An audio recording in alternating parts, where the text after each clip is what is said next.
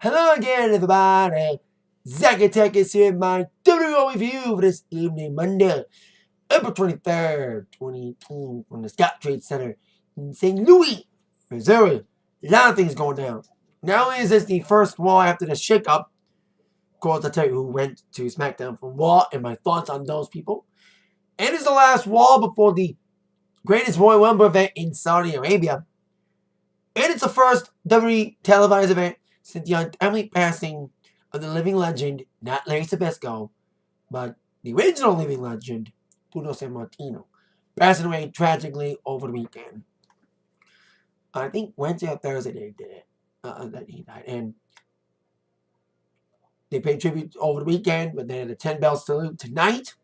People wearing Bruno shirts, and throughout the evening they were airing tweets from several people, including Bruno Mars. Interesting that he would tweet some, hey, he met him, and they both share a name. But definitely rest in peace to the living legend Bruno Sammartino, and prayers and thoughts are still continued to be with his family at this very tragic time. But when it comes to Raw tonight, Raw's been on the wall for the last year, but now in my opinion, SmackDown want to shake up. They got the best people. They got Joe, they got The Miz, Jeff Hardy bringing the U.S. title with him. Big Cass is back. Big Dominant taking out Miz. His enemy, Daniel Bryan. Asuka. The club, though, that's going to be an interesting little thing here. The Bar. I was surprised to see the Bar go to Raw. But go from Raw to SmackDown. But they've done everything on Raw. So it means they see them on SmackDown. One Truth Killings. All Truth Killings. Who cares? It's like a year. And a couple NXT call-ups. Saturday, without Nikki Cross, kind of a weird decision. Kind of a bad decision, but they need some more women up on NXT to challenge Shayna. So Nikki would be on there. They did the same thing to Enzo and Cass. They went up, Carmella stayed. Look at her now. She cashed in Money in the Bank, and now is SmackDown Women's Champion. And Andrade Cien Almas, who will be bringing his women manager, who he needs, Selena Vega. Maybe she'll wrestle. Anyway, the shake-up people from SmackDown that drafted over the wall made a bit of an impact on tonight's Raw. Decent little show tonight with a women's main event. It was more of a PR stunt for the fact that WWE's in Saudi Arabia this weekend. We all know their little Islamic rules. That is stupid. The only political thing I'll take on this. But anyway. But some interesting things with the new drafts call-ups from the SmackDown brand, making an impact. The edge was decent. Some decent little stuff here and there. In a women's main event that ended in intriguing ending. So there you go. So after the 10-bell salute from Bruno Sammartino, we would have Brock Lesnar come storming up to the ring for his first Raw appearance since WrestleMania, when, shockingly, he retained his title. When many people, including myself, thought we had it figured out that Roman would win. Nope. Lesnar retained. So Heyman was bragging about how Lesnar doesn't like to gloat about dominating Taker's streak and beating up John Cena, which got a big pop from the fans, and then delivering some non-PG elbows to Roman Reigns.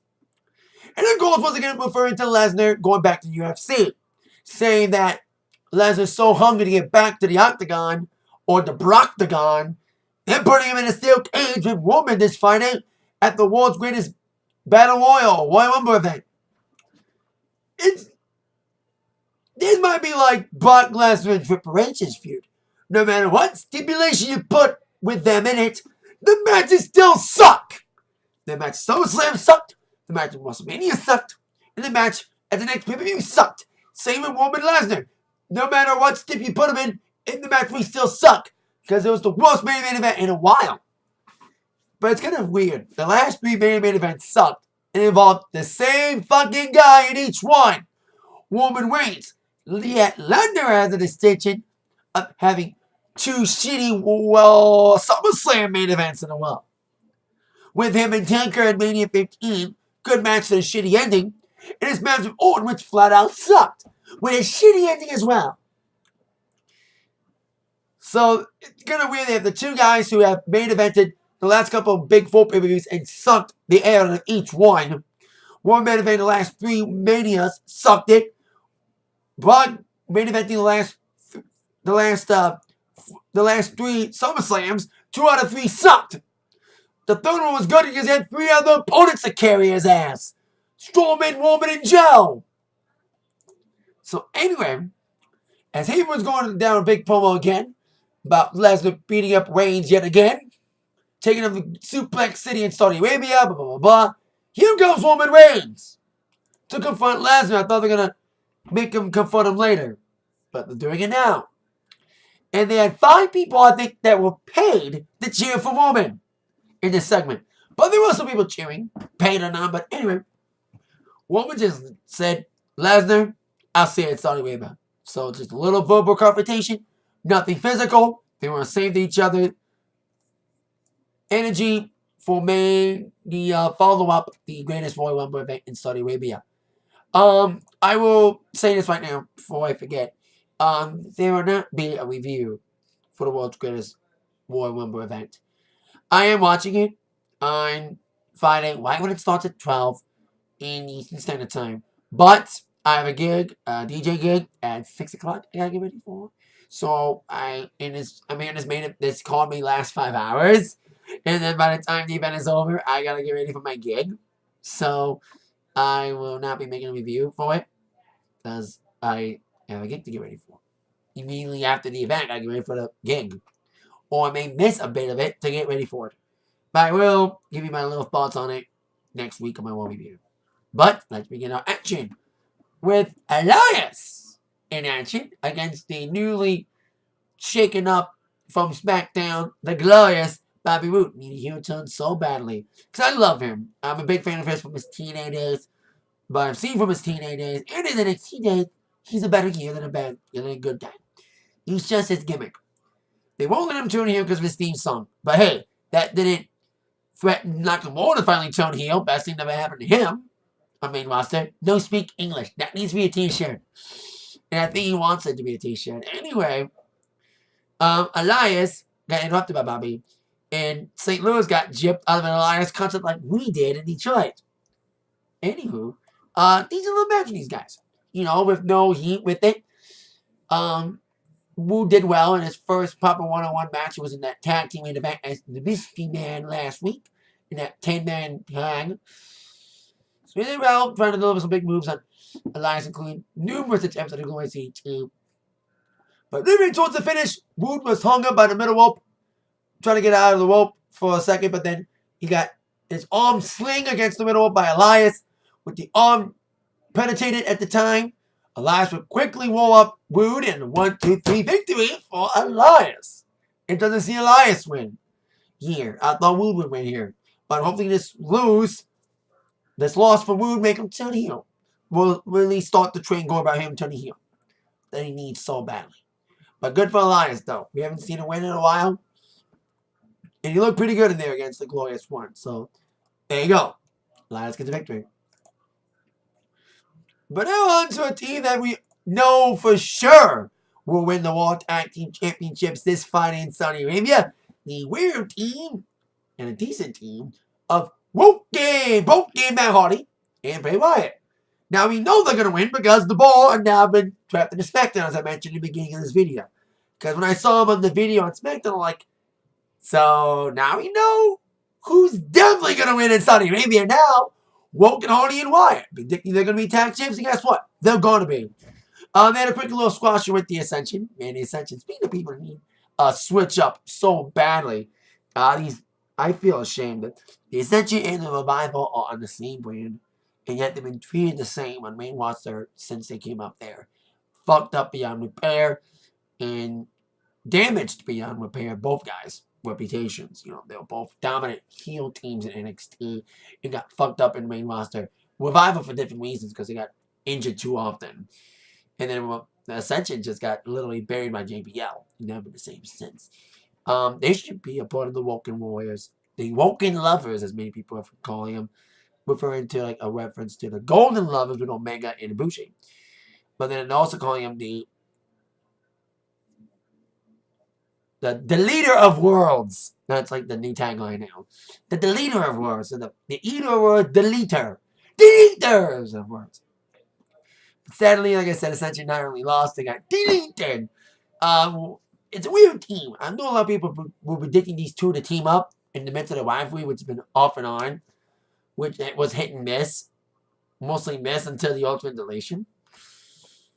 But they have a little mixed entrance now, which is something to get used to with the combination of Hardy's theme with the Brave theme and back to Matt's theme. And good double teaming there. They got great potential to be World Tag Team Champions. When they are World Tag Team Champions, which they are now, because Raw and SmackDown, so that already gave away a spoiler. That gave us a spoiler, like I said. We saw Raw and SmackDown, like, we know who's going to win now. But it'd be interesting. A little bit shake up to the World Tag Team. Hopefully, Bray Wyatt's tag team title reign on Raw will last a lot longer than his tag team title reign on SmackDown back in 2016. He only had the tag team titles for like a month, and he lost to American Alpha. Of course, Chad Gable is now on Raw, and he will not be teaming with Jason Jordan, focusing more as a singles guy. Speaking of Jason Jordan, because Kurt Angle in a famous now memed promo that doing his build with Rousey against Stephanie Triple H, Sammy was mentioning how many kids Angle has, that he has 5 kids, supposed to be 6 with the storyline one, Jason Jordan. In Kevin and Sammy show. I can wear this shit again! I can wear this shit again because Kevin Owens is on Raw again! With Sammy and Kevin show. Needs some tweaking, but it was interesting to see this, especially with Miz on SmackDown now. We need a new talk show for Raw. This fills the void. And they said it on the promo. So they put on a good angle. It got going when they mentioned Jason Jordan. That's when they got really heated up, and Sammy was making some stuff up Jason Jordan, saying that you forgot about Jason Jordan, but guess what? You forgot about him for years. And because Angle was the guest of this first show. And, there was no physicality like normal talk shows do in the WWE, but we did have a match made out of it. Needs some working, but this was an interesting little talk show segment. Sammy made it funny. Wearing the old man glasses again like he did last week. To read the letters and stuff. Read his notes. So, if this gets tweaked out, this will be a good talk show. These guys, I know a lot of people, including myself, would love to see these two split up and on separate brands. But when they are together, even though it's getting annoying now with it lasting so long, guess what? They have endless chemistry together. Whether it's against each other or with each other. You can't deny it. Kevin and Sammy are best friends forever. They'll fight forever. They'll be friends forever. Anyway, we have a match with them later on with Braun Strowman and Bobby. I should have been Braun's tag team partner at Mania instead of Nicholas Lashley. We will see why these two should have been the team to be against the Bar and not have Braun pick some kid named Nicholas. We'll get to that later. So, but till then, we have a new tag team. We have Dolph Ziggler and Drew. I still don't have my old theme, McIntyre. Kind of a remix of his NXT theme. They teamed up against Titus Worldwide, stemming from last week when Dolph came up. A lot of people were like, yeah, Dolph on Raw. It's hit and miss. We love Dolph, but his booking's been bad. But then Drew McIntyre came to fuck out of nowhere. And I didn't notice it till later. They're now mentioning that this is the new HBK and Diesel. Dolph's had this HBK eccentricities throughout the years. Like, he's had the comparisons to HBK throughout the years. Hey, he uses a super kick. But now he's found his Diesel, apparently, with Drew McIntyre. So, like I said, this match came from the attack last week on Titus Worldwide. Titus O'Neil and Apollo. I got my last name back, Cruz. So happy that you guys' last name back. We're going to finally make that Cruz Can't Lose t-shirt. Because they said it 1 week, and the next week, Apollo dropped his last name because the Parkland shooter had the same last name as him. But now that's swept under the rug. They quietly brought his last name back last week. So, it's fun times for looking dominant a little bit. Dolph and Drew eventually got the big double teaming, including, I love the double team finish with the Claymore and the Zigzag combined. I love that. The Zigzag more. what are they gonna call it? I love that. The Killing Wall zigzag combo. I love it. They got the victory. They look dominant, man. I hope they're the first rivals for the new Raw Tag Team Champions, which will be, like I mentioned, Hardy and Wyatt. So I hope this is the first major feud. But they should not face off at Backlash because they only have like a week to build it. It's kind of weird. You have two events too close to each other. One event, they're putting so much in the Rumble pay-per-view this Friday, yet they're putting no effort into the real pay-per-view Backlash, which is May 6th. So they're putting no effort in that. Although they have made some matches for it, still not enough. We got Joe, who's on SmackDown now, and Roman. The little feud is still going to happen. The match is still going to happen. Which, Joe's on SmackDown, so he can rule SmackDown, so he won't be second fiddle to Roman anymore. Good decision there, because we need Joe ruling and not have Roman topple him every fucking week. Then you got Alexa Bliss issuing her rematch clause against Nia Jax. That segment tonight, the moment of bliss, about her being the victim and not of not being the bully, not the opposite. Kind of flipping the script there about like the segment. It was kind of a weird segment, but it was funny. But Nia not letting an old lady eat food.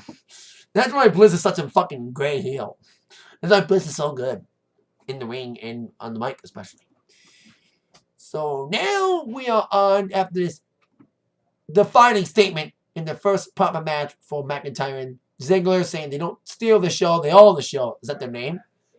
They're trying to, what are they doing? Trying to whip up the ball now? They don't just set the ball, they own the ball! They don't steal the show, they own the show! It's kind of weird, kind of like Ball's catchphrase. Anywho, we would have Chad Gable, the newly split from SmackDown, and more importantly, Shelton Benjamin. Happy Shelton's a singles guy now. He had a decent match with Jeff Hardy on SmackDown, as he would focus on singles against the newly lost U.S. champion who lost to said Hardy, Jinder Mahal, who will get his rematch this Friday in Saudi Arabia, even though he'll lose to Hardy probably, unless by some miracle Samoa Joe or Miz becomes the IC champion. Like I said, the only logical reason to see Jinder win the U.S. title is if Joe or Miz wins the IC championship. It's the only reason we would see Jinder be U.S. champion, because we can't have both mid-card titles on the same brand. It's the only reason why we'd see Jinder win, if Joe or Miz wins that ladder match with Balor and Rollins, which will be a show stealer. Miz, Balor, and Rollins was one of the best matches of Mania, and this would be the best match of this Royal Rumble event at Joe and Ladders. Could be good. But Chad Gable would take on Jinder tonight, and I thought, even though Jinder's going to lose to Jeff Hardy, unless for some reason he wins and the IC title switches to SmackDown, Jinder needs some momentum to get ready for Hardy, to give him some false hope. He attacked Gable early. Gable couldn't even make his entrance fully. It was attacked from the steps and was tossed on the outside a little bit and tossed back in, despite being ravaged by Jinder. He still ran on with the match.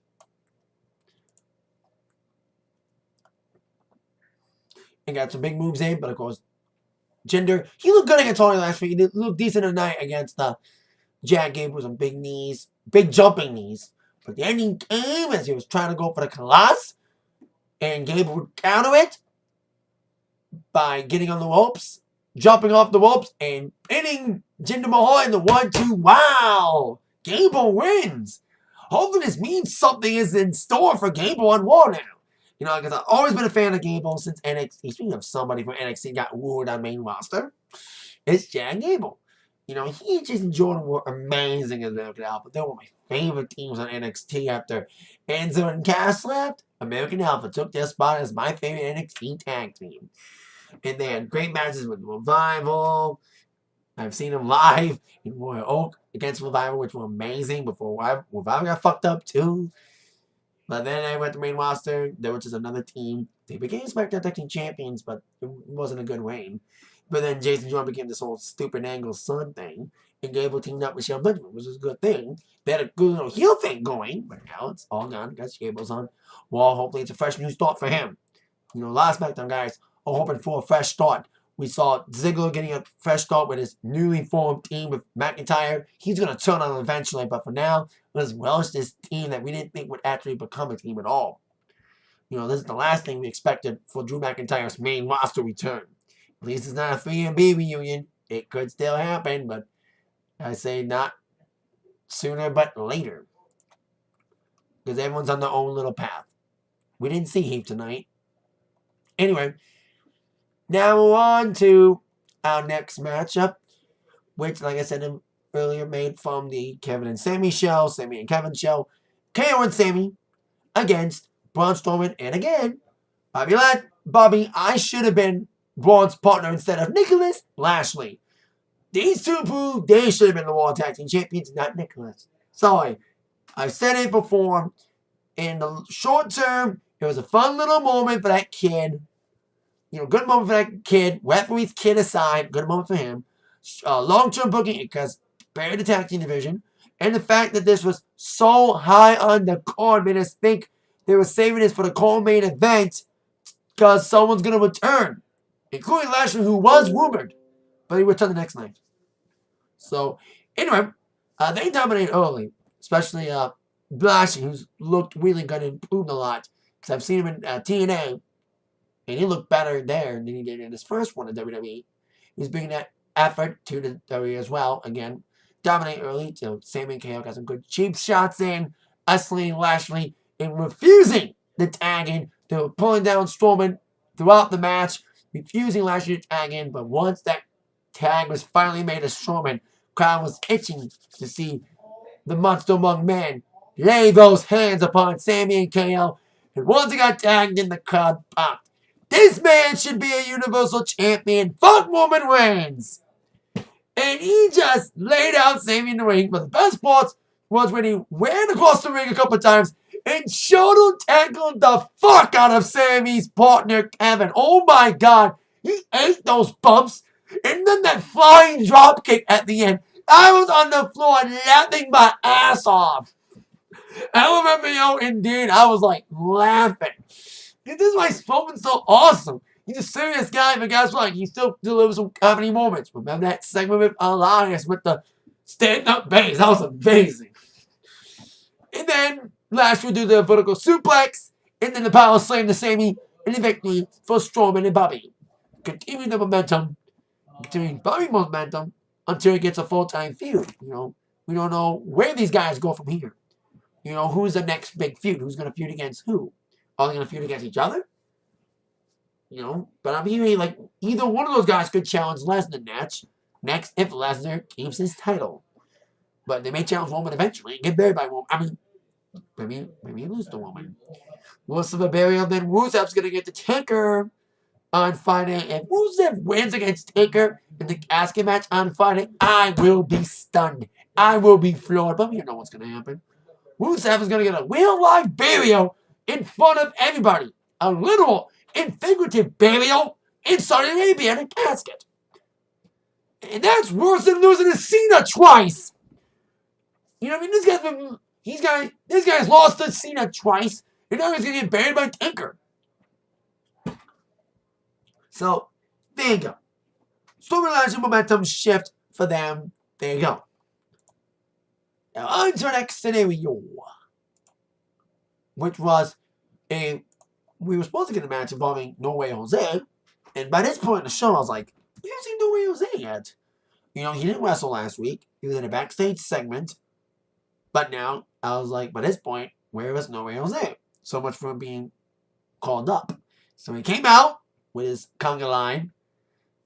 God, I knew from the day he debuted, I knew that the gimmick would not work on main roster. Because we saw what happened to Adam Rose. His party gimmick worked better in NXT than in main roster. And he has that same kind of syndrome because he put another conga line with him to the dance. The crowd was reacting, but not much. That's what happened to Adam Rose. He was supposed to face off against the newly shaken up Baron Corbin. Hopefully on Raw, he'd be better treated on Raw than on SmackDown. As long as he keeps his mouth and social media accounts shut. And not get him in the doghouse again. That's why he got fucked on Money in the Bank. Anywho, he said he refused to wrestle this evening because he didn't want to get tackled by the conga line. Because he said, they're only there to distract me from ruining your fun. That's what I'm here. I'm ruining people's fun. But guess what? I don't want to ruin anyone's fun. As long as that conga line's there to help out and interfere. So he walked out, gave the famous shove. My dad watches it with me. And he likes Baron Corbin as a heel one. And he does the Corbin shove, he calls it. But Noe Jose was like, hey, I don't want this party to end, even though Corbin doesn't want to be a part of it. He partied again, but I was like, he's going to attack him when the conga line left. And why not you? The last conga line member walked to the back. Noe Jose had his back turned. Bam! Here comes Corbin from behind, laying him out on the stage. And we have a little feud. I think this is going to be a full-time feud. So we have the first feud for both guys. And hopefully Corbin keeps his momentum up and never loses momentum ever on Raw like he did on SmackDown. Like I said, all he's going to do is keep his mouth shut around the backstage area and keep his mouth shut on social media. And don't say anything stupid to get him in the doghouse, like I said earlier.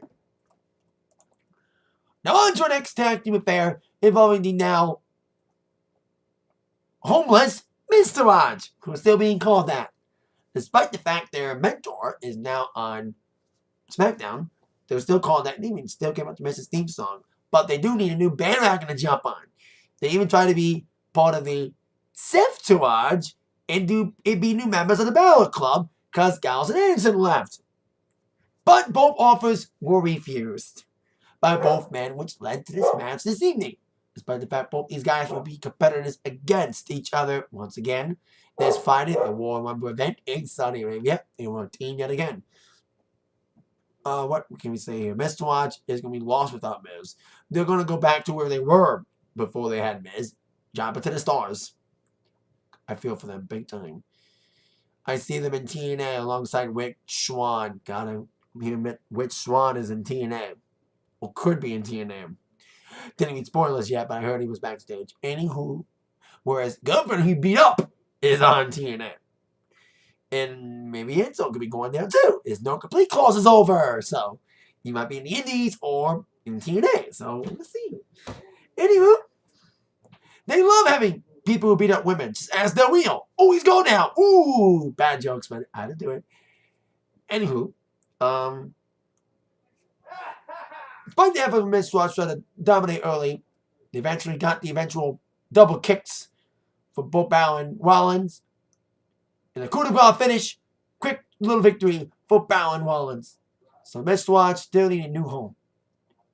Now on to our main event. The Saudi United Saudi Arabia women's main event. It's the only, well, one of two reasons why this women's main event was tonight. The same is because we had a 10-man tag. We have a 10-women tag. We have, of course, the Raw Women's Champion, Nia Jax, teaming up with the Troubled Friends, Bayley and Sasha. Spoiler alert, we didn't see any new developments of those two in this match tonight. They're just another face of the crowd tonight. They had the so-called blow-off match last week, interrupted by the newly shaken up Riot Squad. I'm happy they're not with Absolution, the same brand. Absolution's on SmackDown. So much for Sonya Wanda feud. Started a little teaser last week, not going to be explored. Because Sonya's on SmackDown now. So, anywho, like I said, it was Nia, Sasha, Bayley with no development in the rivalry, teaming up with Ember Moon and Natalya. And all 5 were former women's champions. On Raw or SmackDown, 3 out of the 5 were former NXT women's champions. In Ember, Bayley, and Sasha. The other 2 did challenge for them, including Nia challenging her partner Bayley this evening. A couple years ago for the title. And Natalya would challenge Charlotte for the title in 2014. And they're teaming up against Bliss, Mickie James, and the Riot Squad. People have said it was a botchamania written all over it. We didn't see a lot of botches in this match, in my mind.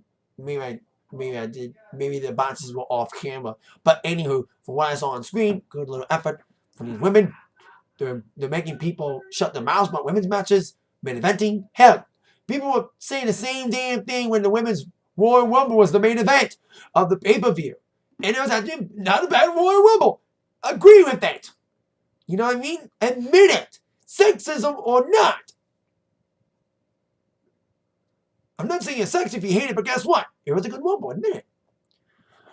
Sasha began early, getting isolated by the Riot Squad. The little beatdown on Sasha.